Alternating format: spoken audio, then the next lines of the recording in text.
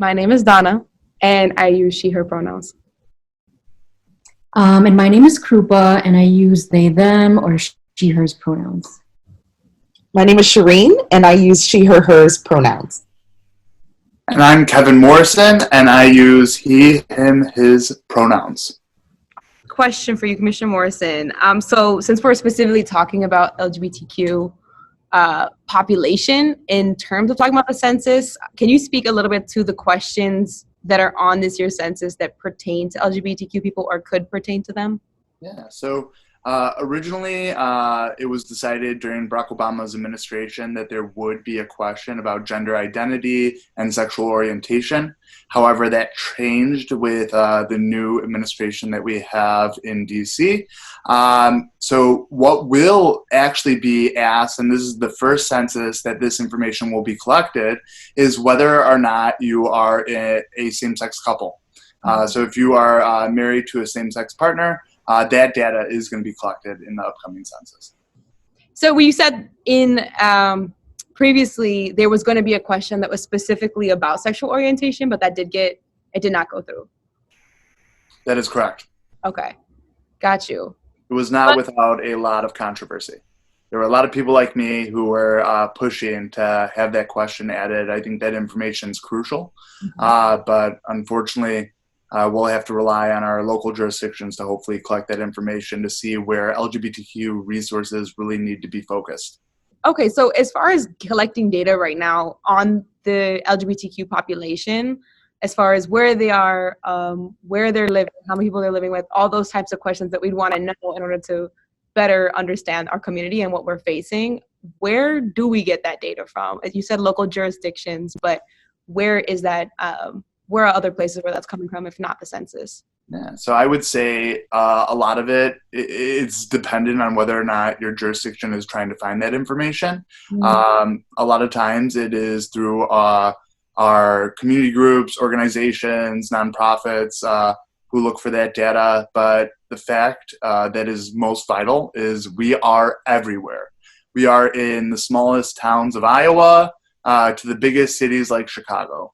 And so we, from recent data, are anywhere from 5 to 20% of the population. So what is crucial is to know that we need to have resources directed at the LGBTQ community every single place across this nation.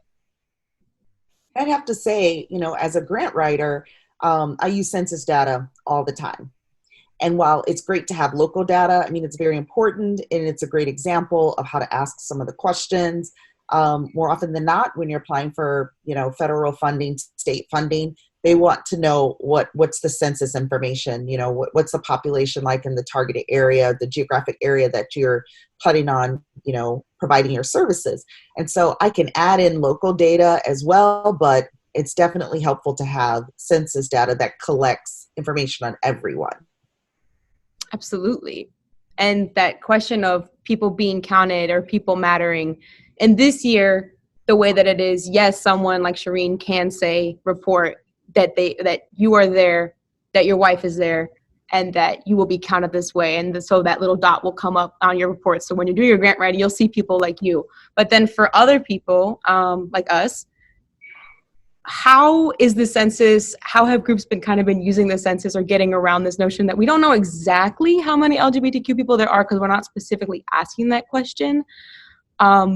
But yet they're still able to look at data and know that, like you're saying, there's that 5 to 20% margin. Do y'all know where that's coming from or how that even works out? Well, so what I would say, to the best of my knowledge, it's dependent on what generation of individual you're asking.